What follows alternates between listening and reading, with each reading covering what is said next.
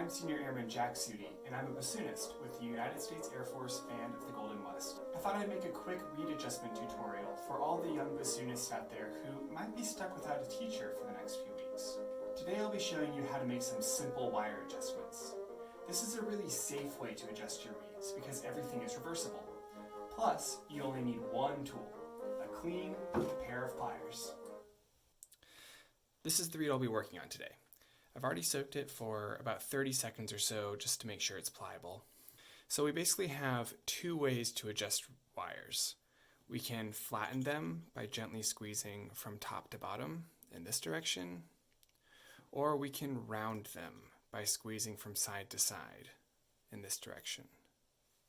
Adjusting the wires basically changes the overall roundness of the tube, which has a drastic effect on the tip opening as well as how air moves through the reed. These adjustments are tiny. I put enough pressure on the pliers to barely notice a change in the tip, and that's it. Let's take a look at the first wire. If I flatten the wire by gently squeezing from top to bottom, you'll notice that the tip closes. This will weaken the reed, make the instrument feel more responsive, and lower overall resistance. If I round the first wire, much of the opposite happens. The tip opens up. This will strengthen the reed, add resistance, and make response just a bit more difficult. But it allows the reed to accept more air. This will give you more powerful fortes, but your soft dynamics will be a bit less reliable. And if you're having trouble articulating in the extreme upper register, sometimes rounding the first wire can help with that too. All right, let's talk about the second wire. If we flatten the second wire, the tip opens. This lowers pitch, makes playing in the lower register easier, and yields a more free-blowing reed. A flatter second wire also tends to give more zing and projection to the sound, but too flat and you'll have a buzzy reed. If we round the second wire, you'll notice that the tip closes. This raises the pitch, makes playing in the upper register easier, and makes the tone quality darker with less projection. But too round and you'll have a stuffy reed. This adjustment can also help if you're having stability issues with C sharps and E naturals in the bass clef.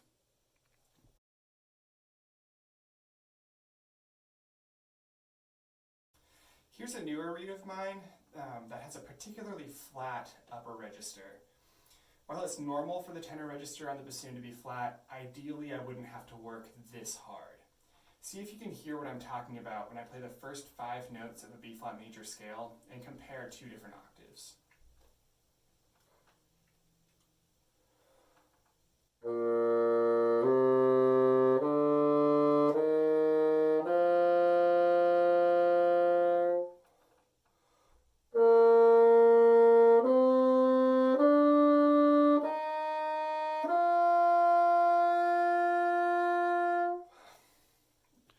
So I think this reed shows promise. I just need to get that upper register in tune and improve response a bit. Intonation is my biggest concern right now, so let's take a look at the second wire. If I round it, that will significantly bring up the pitch while slightly closing the tip. So I'm going to try that. Let's give it a tiny squeeze. Okay, let's give it another test.